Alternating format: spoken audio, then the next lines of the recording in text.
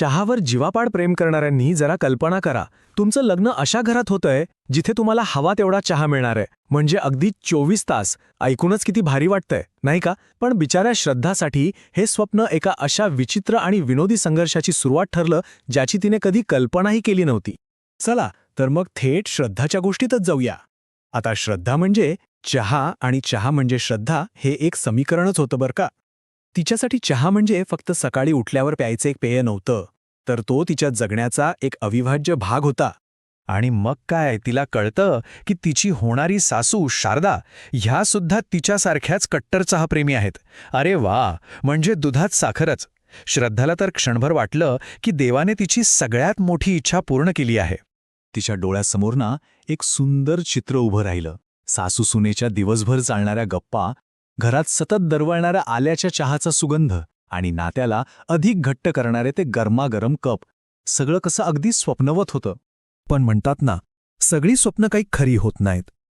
लग्नानंतर मम्मीजींच्या हातच्या पहिल्या चहाच्या घोटाने श्रद्धाचं हे गोड स्वप्न अक्षरशः भंग पावलं.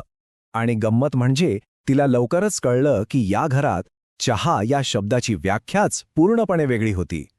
तो चहा कमी आणि वेगवेगळ्या आजारांवरचं एक आयुर्वेदिक औषध जास्त होता.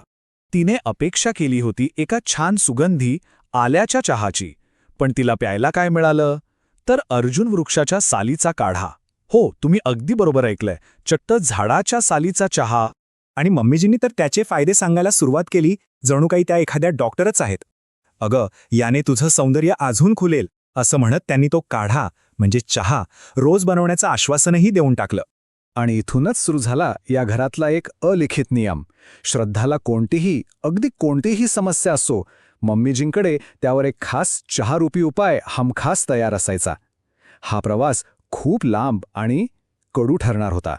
ही गोष्ट काही इथेच थांबली नाही. आता श्रद्धाच्या सडपातळ फिगरची काळजी घेण्यासाठी मम्मीजींनी पुढचा रामबाण उपाय शोधून काढला होता. आणि तो उपाय होता कच्च्या हळदीचा चहा. मम्मीजींच्या मते हा चहा म्हणजे आरोग्य आणि सौंदर्य यांचा जणू खजिनाच होता. बिचाऱ्या श्रद्धाला मात्र चहाऐवजी फक्त उकळलेली हळदच लागत होती. एकदा काय झालं, श्रद्धाचं डोकं दुखत होतं. तिला वाटलं की चला एखादी गोळी मिळेल, पण नाही. मम्मीजींचा घरगुती दवाखाना तर लगेच सुरू झाला. आता या चहामध्ये चहापत्ती सोडून अक्षरशः बाकी सगळं होतं. त्याची चव इतकी विचित्र होती की श्रद्धाला तो गुपचूप बेसिनमध्ये ओतून द्यावा लागला. श्रद्धाच्या आयुष्यात संकटांची मालिका जणू सुरूच होती. आता तिचे केस गळायला लागले होते आणि अर्थातच मम्मीजींकडे यावरही एक स्पेशल चहा तयार होता. हो, कोरफडीचा चहा. मम्मीजींचा ठाम दावा होता की कोरफड लावण्यापेक्षा प्यायल्याने जास्त फायदा होतो. श्रद्धाच्या मनात तर आलं की देवा, हे पिण्यापेक्षा केसांना लावलेलं परवडलं. पण तिचा नाईलाज होता. आता श्रद्धाच्या एक गोष्ट लक्षात आली की या चहाच्या चक्रव्यूहातून सरळ सरळ बाहेर पडणं शक्य नाही. त्यामुळे आता वेळ होती एका नव्या रणनीतीची, आणि ती म्हणजे बहाणे बनवण्याची कला. पण तिचे हे प्रयत्न यशस्वी झाले का? चला बघूया. पहिला प्रयत्न होता ॲसिडिटीचा बहाणा.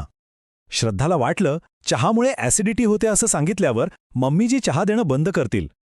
पण झालं मात्र अगदी उलटच.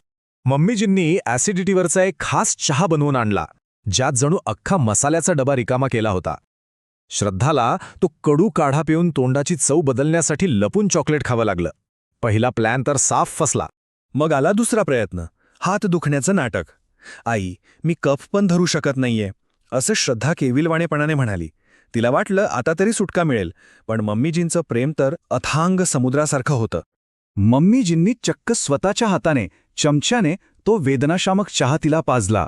श्रद्धा मनातल्या मनात कळत होती, अगं आई, दुखणं हातात नाही, मनात आहे, आणि ते पण तुमच्या ह्या चहामुळे. आता सगळे प्रयत्न फसल्यावर श्रद्धाने तिचा शेवटचा आणि सगळ्यात मोठा डाव टाकला. यावेळी तिने विज्ञानाचा नाही तर थेट देवाचाच आधार घ्यायचं ठरवलं. श्रद्धाने आपलं ब्रह्मास्त्र बाहेर काढलं, ज्योतिषशास्त्र. ती मम्मीजींना अगदी गंभीरपणे सांगते की एका मोठ्या ज्योतिषाने तिला चहा न पिण्याचा सल्ला दिला आहे, कारण तिच्या राशीनुसार चहा प्यायल्यास शनिदेव कोपू शकतात. आता यापुढे तर मम्मीजी काहीच करू शकणार नाहीत, अशी तिची पक्की खात्री होती. पण श्रद्धाच्या सगळ्या आशांवर पाणी फेरलं गेलं जेव्हा मम्मीजी हसून म्हणाल्या, अगं वेडाबाई, काळजी कशाला करतेस? माझ्याकडे शनिदेवाला शांत करण्यासाठी पण एक खास चहा आहे. आणि तो क्षण श्रद्धाच्या संपूर्ण पराभवाचा होता. आणि अशा प्रकारे श्रद्धाचं चहावरचं प्रेम पूर्णपणे संपून गेलं. पण शारदा यांचं आपल्या सुनेला वेगवेगळ्या काढ्यांद्वारे निरोगी आणि सुंदर ठेवण्याचं मिशन मात्र तितक्याच उत्साहाने अविरतपणे सुरूच राहिलं. तर मग या कथेतून काय समजतं? शारदा यांचं हे चहाप्रेम म्हणजे सुनेबद्दलची अमाप काळजी होती, की तिला नकळतपणे दिलेला एक गोड पण विनोदी त्रास? कधीकधी अतिकाळजी आणि त्रास यांच्यामध्ये एक अगदी धूसर रेषा असते, नाही का?